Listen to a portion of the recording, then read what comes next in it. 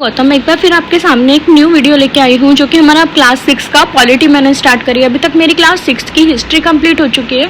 Friends, कुछ भी doubt हो या आपको किसी का भी मुझे किसी भी चैप्टर के अगर मुझे नोट्स बनाने हो तो आप मुझे बता दीजिएगा। मैं आपके लिए न्यू नोट्स और बहुत अच्छी क्वालिटी के और क्वेश्चन में नोट्स लेके आऊँगी ताकि आपके कभी क्वेश्चन आ जाए तो आप इजीली उसको कर सकते हैं। तो social and political life first का है विविधता की समझ या अंडरस्टैंडिंग डाइवर्सिटी। अब गैर बराबरी विविधता से कैसे भिन्न है, मतलब यहाँ हमें पॉलिटी मतलब समझना है हर एक चीज़ को। तो गैर बराबरी मतलब अनइक्वलिटी, विविधता यानी कि डाइवर्सिटी से कैसे अलग है, कैसे बता सकते हैं हम गैर बराबरी क्या होता है और विविधता क्या होती है। देखो, गैर बराबरी का मतलब है कुछ लोगों के पास समान अवसर नहीं होते, जमीन नहीं होता, पैसा, मतलब दूसरों के इक्वल चीज़ें नहीं होती, ठीक है। तो उस हिसाब से हम उसको विविधता नहीं मान सकते हैं। जैसे विविधता उसको कहते हैं जब दो जनों के पास इक्वल चीज़ें हों, सब कुछ हो, फिर भी वो लोग एक दूसरे से अलग है तो उसको हम बोलते हैं विविधता। लेकिन अगर किसी के पास बराबर चीज़ें नहीं है, बराबर संसाधन यानी कि रिसोर्सेज नहीं है, तो हम उसको असमानता, मतलब हम उसको असमानता बोलेंगे, हम ना अनइक्वलिटी बोलेंगे, नॉट डाइवर्सिटी। तो डाइवर्सिटी जो है वो अनइक्वलिटी से बहुत अलग है, ठीक है। तो ये हमारे इस क्वेश्चन का आंसर है। क्लियर है। तो जाति व्यवस्था, असमानता या विविधता, तो यहाँ एक क्वेश्चन आता है कि जो कास्ट सिस्टम होता है वो डाइवर्सिटी है कि अनइक्वलिटी है। तो ऑब्वियसली बात है, जो कास्ट सिस्टम है उसमें लोगों को एक दूसरे से बिल्कुल अलग बोला जाता है। जैसे मान लो कोई कुम्हार है तो उसका बेटा कुम्हार ही बनेगा, वो कुछ और नहीं बन सकता, वो डॉक्टर इंजीनियर नहीं बन सकता। जैसे कोई ब्राह्मण है तो उसका बेटा पूजा पाठ में ही जाएगा। कोई मतलब जो बिल्कुल डाउन कास्ट वाला है, जो बहुत मतलब राजा महाराजा के टाइम में जिसको शूद्र बोला जाता था, उन लोगों का काम दूसरा काम करना ही था, मतलब छोटा काम करना ही था, उनकी सेवा, बड़े लोगों की या उन लोगों की सेवा करना ही था। लेकिन इसको हम क्या मानते हैं, अनइक्वलिटी मानते हैं, ना कि हम इसको डाइवर्सिटी मानेंगे। तो ये एक बहुत अच्छा क्वेश्चन है, आप इसको इजीली देख के समझ सकते हैं। मैंने आपको इजीली सारा कवर करवा दिया है।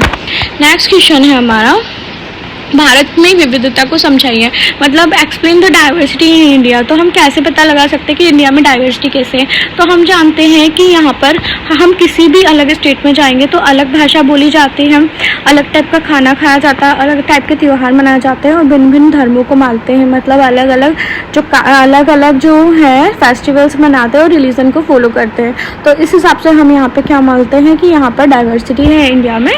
नेक्स्ट है, विविधता कैसे स्थापित होती है, मतलब हाउ इज डाइवर्सिटी एस्टेब्लिश्ड, मतलब कैसे हम देखते हैं कि भाई इंडिया तो एक ही है, तो यहाँ पे जो डाइवर्सिटी है वो कैसे देखने को मिलती है।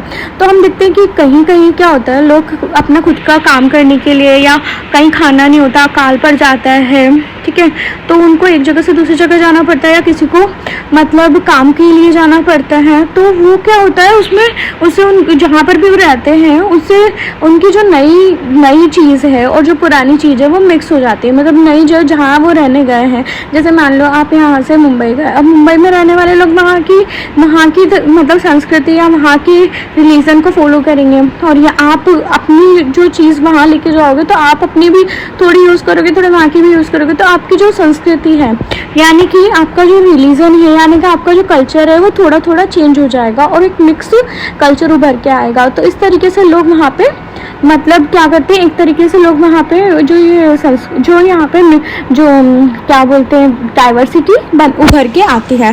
सेकंड है, लोगों को अलग अलग तरह की भौगोलिक स्थितियों, जैसे मान लो आप अभी इंडिया में मान लो आप अभी कोटा रहते हो राजस्थान में, लेकिन मान लो आपको कहीं शिमला जाके बसना पड़े तो आपको वहाँ की उस तरह की चीज़ों को अपनाना पड़ेगा।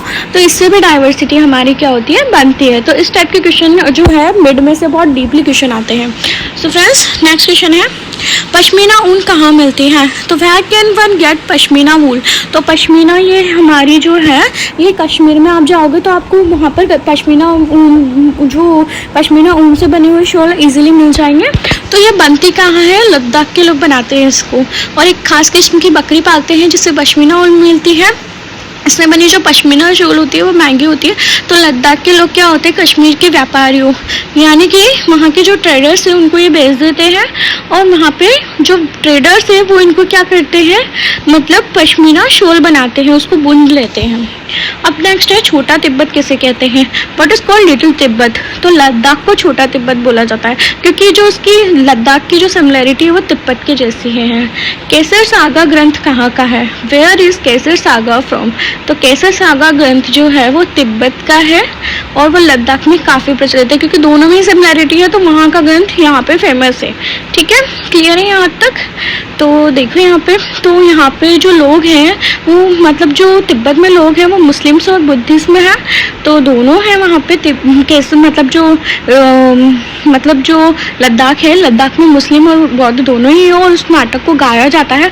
तो आप हम देख सकते हैं कि वहाँ का कल्चर यहाँ का कल्चर में कितनी सिमिलैरिटीज़ है, जबकि ये दोनों अलग अलग जगह है फिर भी। तो हम देख सकते हैं कि डाइवर्सिटी क्या है, डाइवर्सिटी में कुछ चीज़ें सिमिलर भी होती है कहीं की और कुछ चीज़ें डिफरेंट भी होती है। नेक्स्ट है कि क्या हम कह सकते हैं कि किसी भी क्षेत्र के सांस्कृतिक जीवन पर उसके इतिहास और भूगोल का गहरा प्रभाव पड़ता है। तो can we say that the cultural life of any religion is often closely related to its history and geography. तो ऑब्वियसली बात है, किसी की भी कल्चर, अभी हमने पढ़ा कि लोग एक जगह से दूसरी जगह जाते हैं तो उसकी हिस्ट्री पर तो इफेक्ट पड़ता है, और ज्योग्राफी यानी कि कहीं का जो कहीं सर्दी है गर्मी है उसका भी इफेक्ट पड़ता है। तो यहाँ पे बताया गया है, हाँ ये सही है। एग्जाम्पल, केरल में अनेक तरह के धर्म के लोग आए थे, कोई बुद्ध, कोई मुसलमान, कोई ईसाई, कोई यहूदी आदि धर्म को मानने वाले लोग आए थे।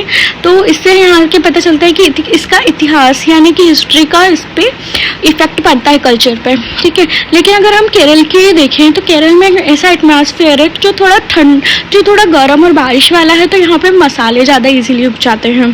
ठीक है, जैसे लौंग, इलायची, काली मिर्च, ठीक है, ब्लैक पेपर, ये सब हो गया।